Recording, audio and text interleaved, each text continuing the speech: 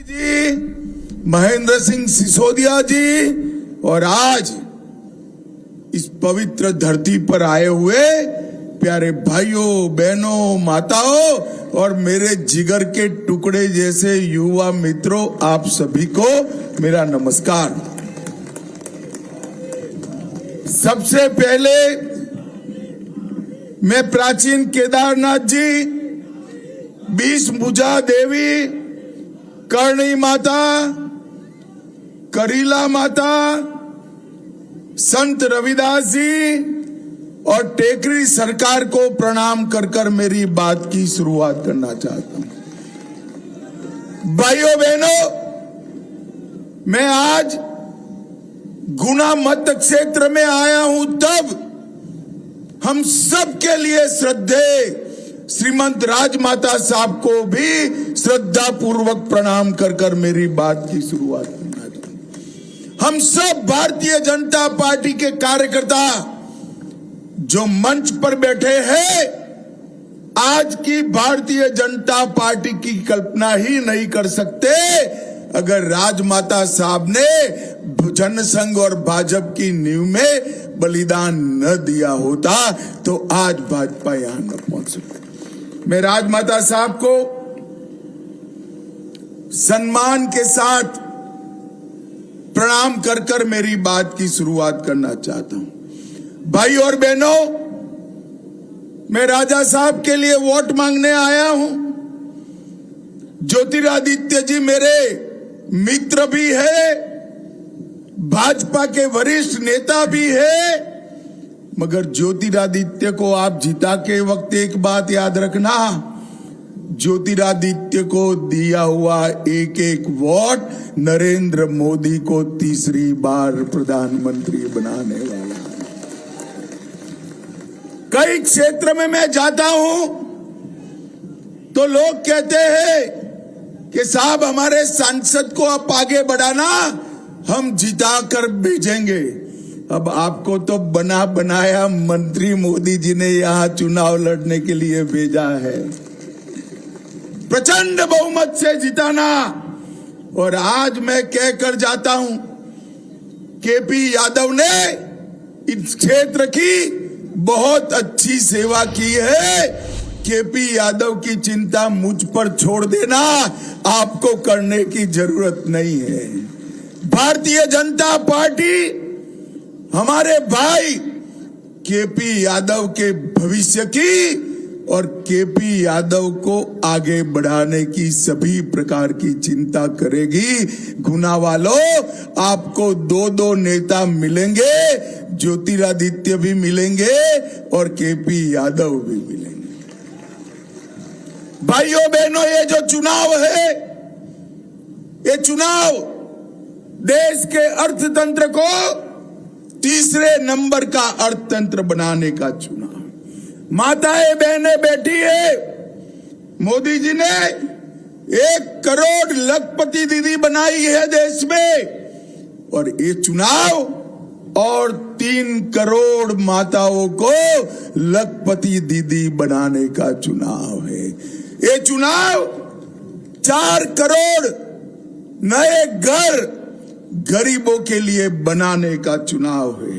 ये चुनाव 10 करोड़ लोगों को सोलार पैनल लगाकर बिजली के बिल से मुक्त कराने का चुनाव है।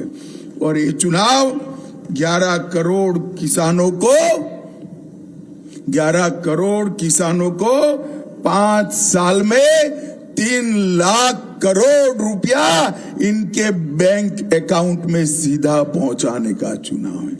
भाई और बहनों, मोदी जी ने 10 साल में देश के करोड़ों गरीबों के लिए ढेर सारे काम किए, मगर मोदी जी ने कुछ ऐतिहासिक काम भी किए। मुझे बताओ गुना वालों, ये कश्मीर जो है हमारा है या नहीं है? अरे जोर से बोलो, है या नहीं है? ये खड़गे साहब कहते हैं एमपी राजस्थान वाले, उनको कश्मीर से क्या लेन देन? अरे खड़गे साहब, आप इस देश को नहीं जानते हो। गुना का बच्चा कश्मीर के लिए जान देने के लिए तैयार है, जान देने के लिए। भाई और बहनों, मुझे बताओ, कश्मीर से धारा 370 जानी चाहिए थी या नहीं जानी चाहिए थी? अरे जोर से बोलो, जानी चाहिए थी या नहीं जानी? आतंकवाद समाप्त होना चाहिए था या नहीं होना चाहिए? 70 साल तक ये कांग्रेस पार्टी धारा 370 को अपने अनौरस बच्चे की तरह गोदी में खिलाती रही। मोदी जी ने 5 अगस्त 2019 को एक झटके में 370 को समाप्त कर दिया। भाई और बहनों, ये राहुल बाबा मुझे डराते थे कि 370 मत हटाओ, खून की नदियां बह जाएगी। अरे राहुल बाबा, एक कांग्रेस की सरकार नहीं है, नरेंद्र मोदी की सरकार है। 5 साल हो गए, खून की नदियां छोड़ो, कंकड़ चलाने की हिम्मत नहीं है, कंकड़ चलाने की। भाई और बहनों, मोदी जी ने इस देश से आतंकवाद और नक्सलवाद को समाप्त किया है।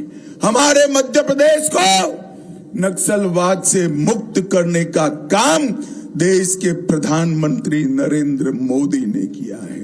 और भाइयों और बहनों, मुझे बताओ जरा, मन से बताना भाई, अयोध्या में राम मंदिर बनना चाहिए था या नहीं बनना चाहिए था? जोर से बोलो, बनना चाहिए था या नहीं बनना चाहिए था? 70 साल तक एक कांग्रेस पार्टी राम मंदिर के मुद्दे को अटकाती रही, लटकाती रही, भटकाती रही, और मोदी जी को आपने दूसरी बार प्रधानमंत्री बनाया। एक 5 साल में ही केस भी जीता, भूमि पूजन भी किया और प्राण प्रतिष्ठा कर कर जय श्री राम कर दिया। भाई और बहनों, और एक कांग्रेस पार्टी देखिए, सोनिया जी, राहुल जी, उनको निमंत्रण मिला, मगर रामलल्ला के प्राण प्रतिष्ठा में जाने की फुर्सत नहीं है। हमारे मोहन जी को निमंत्रण मिला, मोहन यादव जी पूरी कैबिनेट लेकर रामलल्ला का दर्शन करने पहुंच गए। और जिस दिन प्राण प्रतिष्ठा होती थी, उस दिन मोहन जी ओरछा के राज दरबार में प्रणाम करने के लिए पहुंच गए। भाई और बहनों, एक कांग्रेस पार्टी, इनका घोषणा पत्र सुनिए, ध्यान से पढ़िएगा। उन्होंने कहा है, हम पर्सनल लॉ को फिर से लागू करेंगे। मुझे बताओ भाइयों बहनों, पर्सनल लॉ से इनका क्या कहना है? मुस्लिम पर्सनल लॉ लाना चाहते हैं। ये देश में सरिया से देश चल सकता है क्या? जोर से बोलो, चल सकता है? ट्रिपल तलाक फिर से लाना है? अरे राहुल बाबा, आपको तुष्टीकरण के लिए जो करना है वो कर दो। मैं बताता हूं, जब तक भारतीय जनता पार्टी है, हम पर्सनल लॉ को नहीं आने देंगे। ये देश यूसीसी से चलेगा, समान नागरिक संहिता से चलेगा। ये हमारा संविधान का स्पिरिट है। हमने उत्तराखंड में यूसीसी लाया है और हमारा ये वादा है, मोदी जी का गारंटी है, देश भर में हम यूसीसी को लागू करेंगे, देश भर में करेंगे।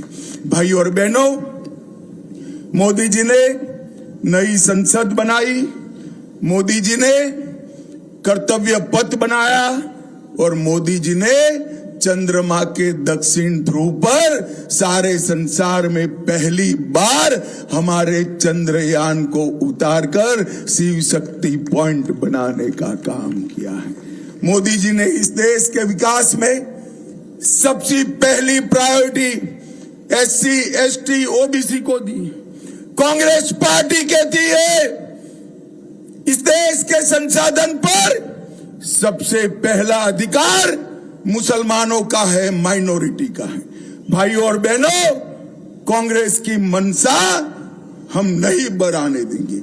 मैं आज गुना की धरती पर कह कर जाता हूं, इस देश के संसाधन पर सबसे पहला हक गरीब का है, दलित का है, ओबीसी का है और हमारे आदिवासी भाइयों का है। इसको कोई झुठला नहीं सकता। ये कांग्रेस पार्टी ओबीसी विरोधी पार्टी रही। काका साहेब कलेलकर कमीशन का रिपोर्ट सालों तक दबाकर रखा, मंडल कमीशन का रिपोर्ट सालों तक दबाकर रखा, केंद्र की संस्थाओं में ओबीसी को रिजर्वेशन नहीं दिया, ओबीसी आयोग नहीं बनाया, मोदी जी ने किया।